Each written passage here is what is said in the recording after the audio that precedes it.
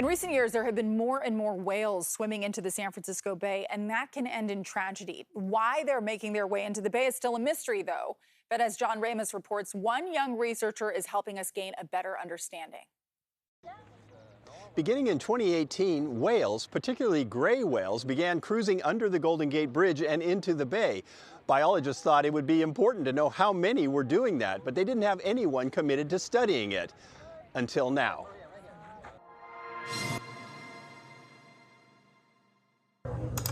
When Josie Slothaug chose her master's research project, she could have selected an easier subject to observe than the gray whale. The way that they surface, they really love to just give you a sliver of their body, just the top, never really the tail. Yeah, I like to make it hard on myself, add some challenge in there. It's not as rewarding. Last year, as part of the Marine Mammal Center's internship program, Josie began taking and reviewing thousands of photographs as a way to catalog the individual gray whales that come into the bay. Like with fingerprints, she looks for unusual markings, especially on the whale's right side, which has become a kind of scientific standard for identification. I oftentimes look for marks in tandem with each other, so I'll look for a sequence of marks that I see in a really particular order. It's not easy. Photos don't always show the same detail, as in these two images of a whale with a distinctive white splotch they nicknamed Chips. In the past 12 months, Josie has viewed about 17,000 photos going back to 2018 and has identified and cataloged up to 84 different grays that have visited the bay since that time. Do they all start looking the same after a while?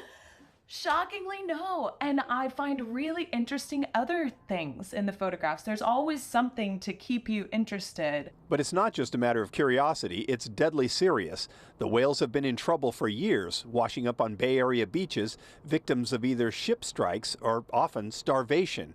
Becca Lane heads up the whale research team at the Marine Mammal Center and says the grays seem to be starting their long migration from the Arctic underfed. So by the time they try to return, they're running out of fuel. That's why scientists believe the whales are now coming into the bay to desperately forage for food. And that's something that they didn't really do much of prior to 2018. But we're seeing them become really flexible in these behaviors in order to survive and thrive in today's oceans. And that's why Josie's work is so important. By cataloging individual whales, researchers can keep track of their coming and going and answer a number of questions that, at this point, remain a mystery. Where do these whales go when they're not in the bay? Do they go somewhere else locally and then come back into the bay? Are they not completing their entire migration to the Arctic and they're sticking around more locally, or they're hanging out as part of the Pacific Coast Feeding Group? Who are these whales and where do they go when they're not here? The answers to those questions may provide insight into how these magnificent creatures are adapting to a changing environment and whether there's anything we can do to help them survive. So in 2019, federal officials declared what's called an unusual mortality event as a result of this gray whale die-off. But just this year, that designation ended.